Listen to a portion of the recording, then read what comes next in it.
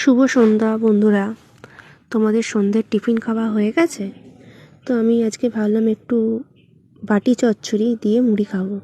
হ্যাঁ হ্যাঁ, জানি বাটি চচ্চড়ি নামটা হয়তো বুঝতে পারছো না বা ভাবছো এটা কি। অ্যাকচুয়ালি বাটি চচ্চড়ি হচ্ছে আলু চচ্চড়ির মতন। এটা আমার মাই নামটা দিয়েছে। তো এই তরকারিটা বাটিতে করা হয়। তো প্রথমে আলু কেটে দিয়েছে মা, তারপর আলুটা ধুয়ে নিল, তারপর জল দিল।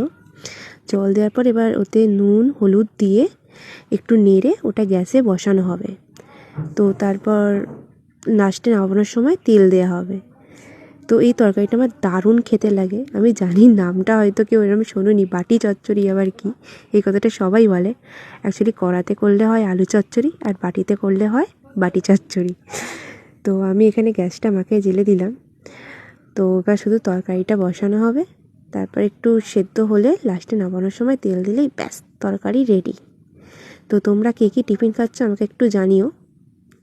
টাটা।